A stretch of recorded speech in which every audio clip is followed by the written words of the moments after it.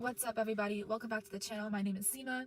I am sitting in a BMW i4 M450 2023 model, and I just wanted to film a video in it. I'm really excited. Let's apply the Benetton lip tint. As you guys may or may not know, this is my favorite lip product. The shade is in Berry. Thank you so much. Someone asked me what shade I use. Berry, all the way, because I believe in dark purplish tones, like on the lips. Like I don't do orange. We're also drinking a lavender oat milk matcha, and I wanted to talk to you guys about a particular topic that many people may be interested in because it is a very new age topic, and the topic is manifestation. So let's discuss what this is.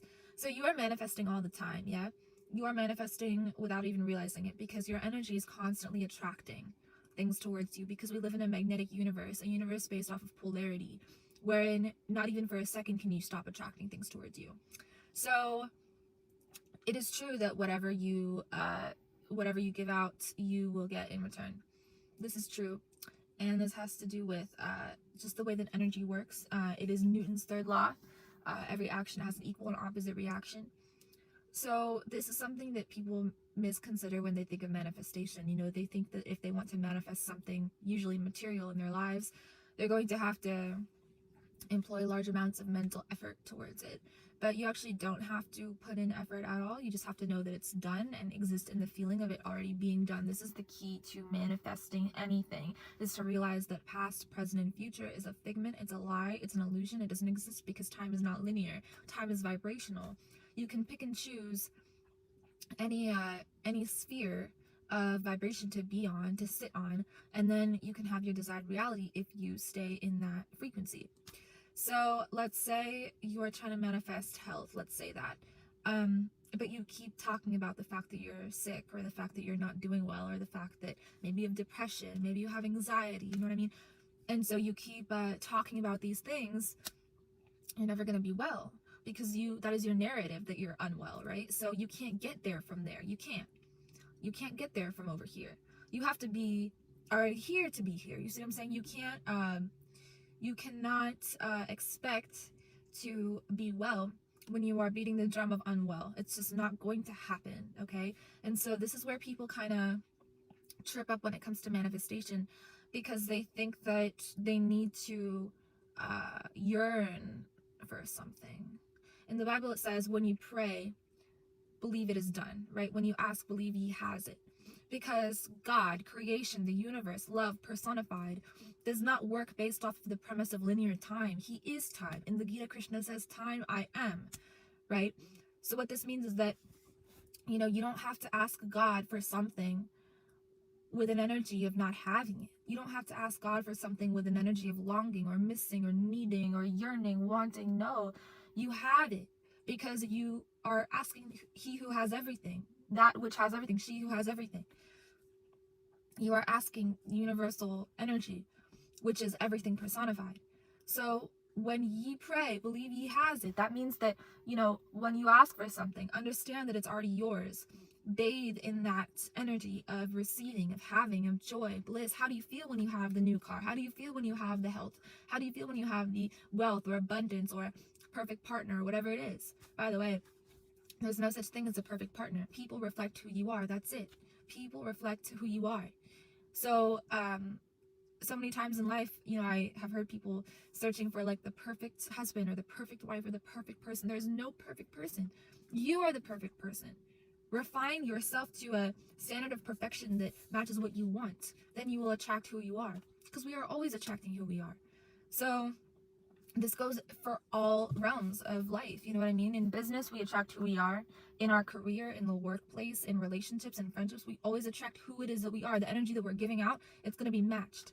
It's going to be reciprocated and then given back to us. So you want to make sure that you're entering into all partnerships with an honest heart, with an honest intention to give, to serve, to be a partner, to be a friend. Maintain that, and the universe will reward you in different ways. Because when you can carry a high vibration, you will understand that your work is done. Your work is done. You know, there's nothing that you need to do other than that. You're carrying a high vibration. So this means what? This means that you are working on refining your energy as much as possible by being what? Loving, honest, joyful, high flying, seeing the good in other people and in the world, right? So the universe will show you good stuff, more and more and more good stuff, better and better stuff, right? Because you have that energy, you have that frequency. So this is how to manifest something. Become it. Whatever you want, become it. If you want wealth, because a lot of people want wealth, you have to feel wealthy every day. And understand that wealth is not just money. Because there's so many people that have money that are unhappy, depressed, suicidal, my guy. Okay? So wealth is not just money. Money is a very small fraction of what wealth is. And people just want money because they are programmed. We are all living in a state of conditioning that, you know, we need this fiscal commodity to survive, which is true. We do in our world, right? In the way our economy functions. So what we really want is freedom and respect and love from other people. That's what we want. We don't want money, because money in and of itself is paper. It's, you know, fiat currency, like the actual denomination, differs across the globe as well. And you'll know this if you trade Forex. It's such a mind bend when you start to see that what's worth one thing in one country is worth something else in another country. And it's not equal, and it's not, you know, currency as we know it can fluctuate at any point in time, and it has been fluctuating. That's how inflation has been a thing, and that's how it's been increasing. And then subsequently the value of gold, you know, also changes, like metal and like actual like commodities changes based off of inflation as well. So there's, you know, it's a whole thing to study wealth and to understand what wealth is in the sense that it's not what we think it is. Like, it's not the goal. It's the means to the goal. It's a means to an end, but it's not the end. We shouldn't be going after money. We should be going after wealth, inner wealth, true wealth, which is freedom, freedom of the mind, freedom of the heart. Why do you think I make these YouTube videos? It sets me free. Same thing with everything I do. It sets me free. You know, I feel free when I film, when I create, when I can dance and sing and express and be who I am. You know what I mean? And so I found that. I'm so glad that I forced myself to continue, even when it was very hard for me to do so. You know, I don't get paid, like my YouTube channel is not monetized yet, but it brings me more than, you know, you get what I'm saying? Like, it's not, there's no dollar amount that could measure to the satisfaction of me filming and editing and posting a video, you know? So that to me is an example of inner wealth. So there are different ways you can find inner wealth, you know, through passions and hobbies that reveal to you your own soul. Right? And then also through self-care practices like meditation and journaling, so you can find out what's in your mind and put it on paper. And through that process, you actually find out who you are. You find out who you are. Okay? It is a deconditioning process. So all the noise that the world has tried to tell you about who you are immediately gets void, you know, and it gets vanquished in the time of you journaling and jotting down what's going on inside your mind. And if you do it for a long enough time, like I have been doing, I've been doing it for years, then you'll see how you change over time and how you have grown, and that'll give you an even deeper sense of self. So it's really important to do this so that the world cannot tell you who you are, because people will always try to tell you who you are in a job setting, in a social media setting, online. Like, people will always try to tell you who you are. So you want to know who you are before you you know, get out into the world, essentially, or even before you begin your day. So take it from me. Journal, you know, start writing, write about yourself, you know, not what you ate for lunch that day, not how you're feeling or anything, but well, yeah, how you're feeling, but like what you want, you know, because that'll lead you to who you are even more so. Because the soul desires that we carry, like, for example, I told you how good it makes me feel to film and stuff. These are soul desires, right? So find out what your soul desire is, and it'll make you feel free no matter what it is. It could be art, it could be music, it could be, you know, anything that brings your soul joy. And usually it's a form of creativity. Usually it's a form of expression in some way, because human beings seek to be understood. We really do. We seek to love and to be loved, and that's it. It doesn't have to do anything about a relationship or anything about, you know, what people usually want, like money and wealth and things like that. No, think about it. What do you really want? You want time freedom, you want respect from other people, and you want love. That's what you want, right? So figure out the fastest and best and easiest way to give yourself these things so that you can see them manifest in your outer reality. I'm telling you, this is what manifestation is. You have to be it first. You have to be it first. And then it'll start to materialize around you in different, beautiful, mystical, small ways. This is what manifestation is. What else can I give you in terms of manifestation? Yeah, it's really all about deprogramming and then reprogramming the subconscious mind, which makes up for 90% of all of our experiences. So the subconscious mind is a feeling-based mind. It doesn't know the difference between what has actually happened and what you are thinking has already happened. This is why visualization is such a strong process, because it rewires what has already been there for a long time, and it sets a new imprintation that, hey, this is a visual of something that has already happened. The subconscious mind is above time. It doesn't know whether something has already happened or not. So you can visualize things that you want to happen in the future. Hold that visualization for at least 17 seconds, and it'll be imprinted upon the subconscious mind. And then you'll start to see little bits and fractions of that manifestation come into your reality, right? Whether it's a car, or looking at a car that you see on the road, or, you know, just little things like that.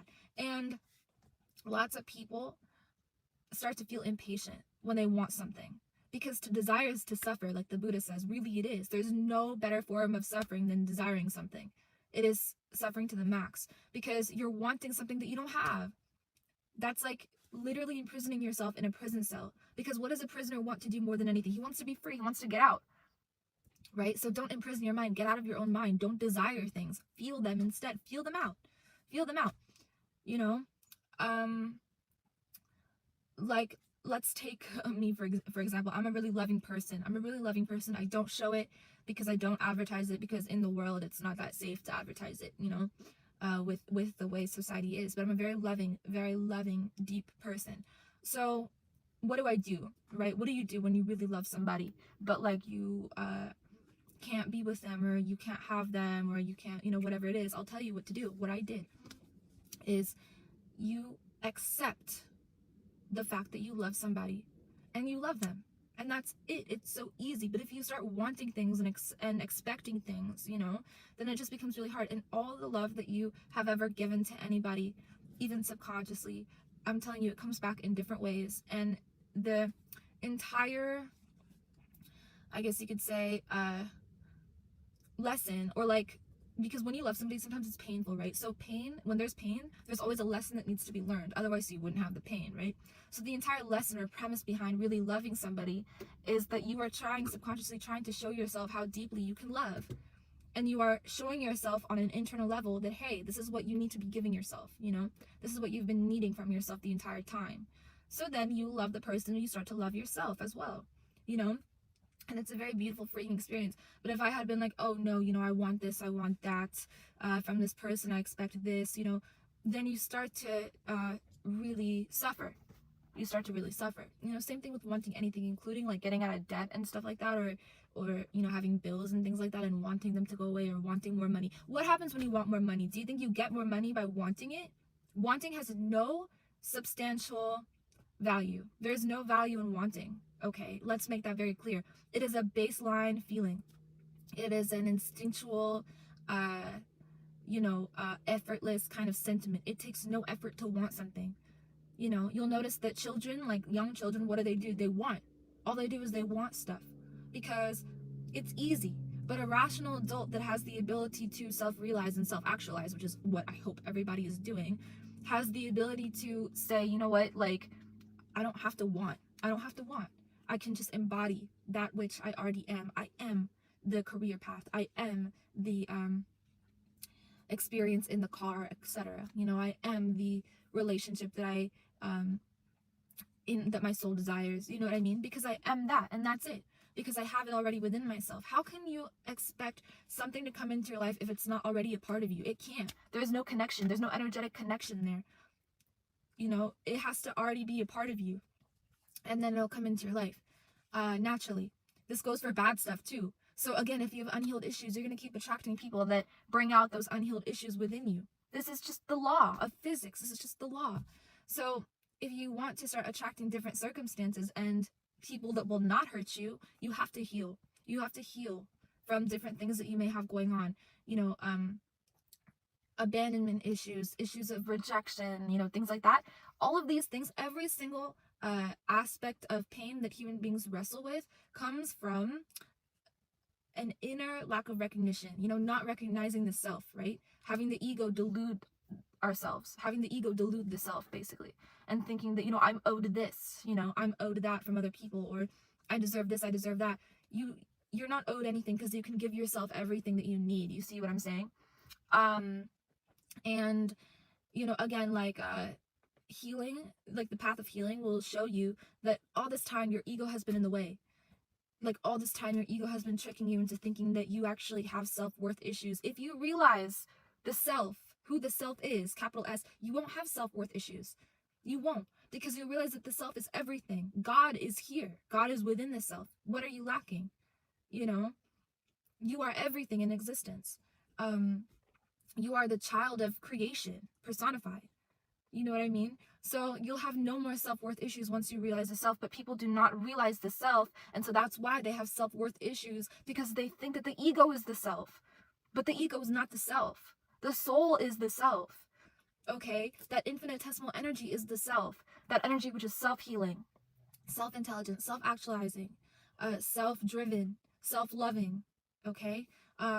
That has the ability to heal others and lay hand upon others the way Jesus did, okay? Like, this is what the self is. Jesus Christ was a prime example of somebody who was directly connected to the self, directly embodying the self, or as New Age individuals call it, the higher self, right?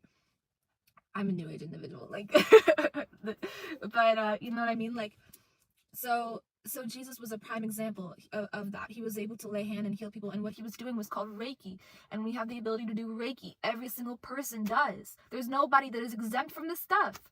This is not a phase. This is not a fad. This is not New Age spirituality. This is not anything that is contained within a label. This is the primary functioning of the soul. It is connected to God. We have the ability to take our Father's sentiments and talents, and to give them to other people, to give them to the world, to bless others. You see what I'm saying?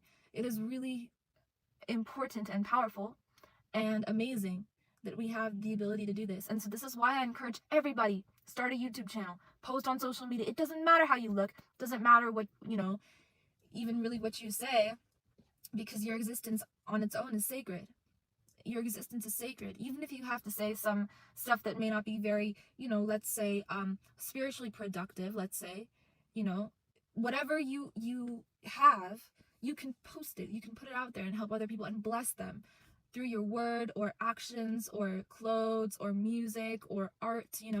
You are sacred. I need people to know that they are sacred and that they are art. They are art. They have been crafted by the greatest artisan, okay? Like, this is not restrictive based off of religion, or this is something that applies to all of humanity. This is not something that is contained within a religion or a sect or a dogma. By the way, all these things are lies meant to keep you enslaved. This is why, or rather this is how we have war and things like that, is because the human race has not woken up to the fact yet that we are actually not separate. We are not separate. We are one and the same. We are all children of God. That's it. Period. This is the truth. Period. You know what I mean? And so we all have the propensity to love everybody equally, regardless of social status, regardless of skin color, race, heritage, ethnicity, culture, background, religion, family name, maybe, like, you know what I mean? There is no discrimination. Today I went to a cafe, which is where I got my lavender matcha oat milk, and I saw somebody wearing a shirt that said, no human is illegal. And man, you know what I mean? Like, we have been conditioned as a society, as a global society, to think that people are illegal. If you don't have a green card, if you don't have a visa, if you don't have this or citizenship or that, you're illegal.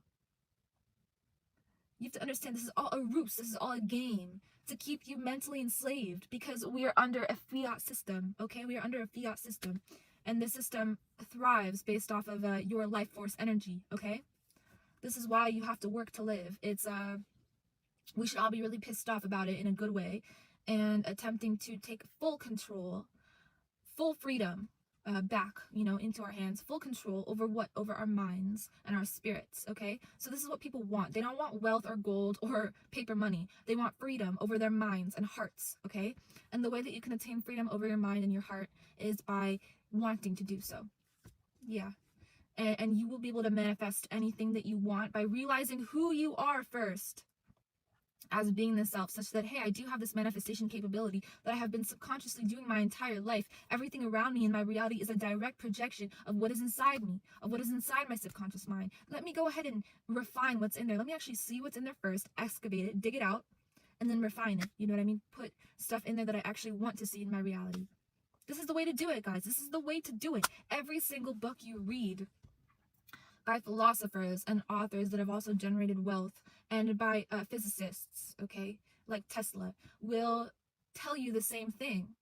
They'll tell you the same thing, that you are the universe within. You are the universe within. There is nothing that is separating you from your creator, and you have all of the power to go ahead and realize that power that you are. But you must want it bad enough. You must want to realize who is God and where is he. Right? Because God is not in a temple. God is not in a mosque or a church. He is within you, and he is carried within you wherever you go. Wherever you go. So you can always ask for help within your mind. You can always ask for help. And when ye ask, believe ye has it. Believe that you already have what you need, because you do. Be happy when you pray. Be joyful when you pray. When you ask for health, do it with a smile on your face, and do it with the knowing that it is given. Ask and it is given. You know what I mean? That's also the name of one of my favorite books by Abraham Hicks. So this is really very important, because people cannot know what to manifest or even how to manifest unless they first know who they are.